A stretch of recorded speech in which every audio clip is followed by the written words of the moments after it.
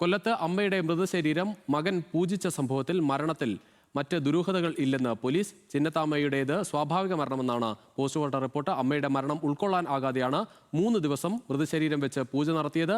മകന്റെ മാനസിക വെല്ലുവിളിയാണ് ഇത്തരത്തിലുള്ള പ്രവൃത്തിയിലേക്ക് നയിച്ചതെന്നും പോലീസ് പറയുന്നു. ഷമീർ അബ്ദുൾ ചേരുകയാണ് കൂടുതൽ വിവരങ്ങളുമായി. ഷമീർ, എന്തായാലും തുടക്കത്തിൽ ഇതിലേതെങ്കിലും ഒരു ദുരൂഹത സംശയിച്ചിരുന്നു, പക്ഷേ അത്തരത്തിൽ ദുരൂഹത സംശയിക്കേണ്ട കാര്യമില്ല എന്ന് ഇപ്പോൾ പോലീസ് പറയുകയാണ്. ഇത് മാനസിക വെല്ലുവിളിയുടെ ഭാഗമായി സംഭവിച്ച ഒരു കാര്യമാണെന്ന് വിലയിരുത്തുക. തീർച്ചയായിട്ടും രുചീഷ്, മകന് മാനസിക പ്രശ്നങ്ങൾ ഉണ്ടായിരുന്നു. 3 ദിവസത്തോളം ഈ മൃതദേഹം മുറിയിൽ വെച്ച് പൂജിച്ചു.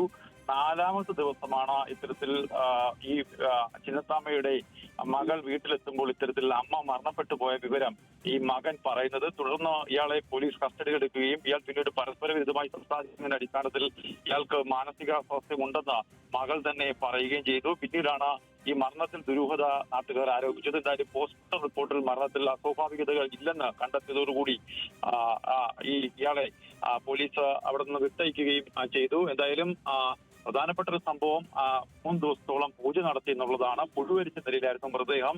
ഇതൊക്കെ തന്നെയായിരുന്നു ഇതിലൊരു അസ്വാഭാവികത ചൂണ്ടിക്കാട്ടി നാട്ടുകാർ രംഗത്തെത്തിയത്. നിലവിൽ പ്രശ്നങ്ങളൊന്നുമില്ല എന്നാണ് പോലീസ് ഇപ്പോൾ കണ്ടെത്തിയിരിക്കുന്നത്. ശരി.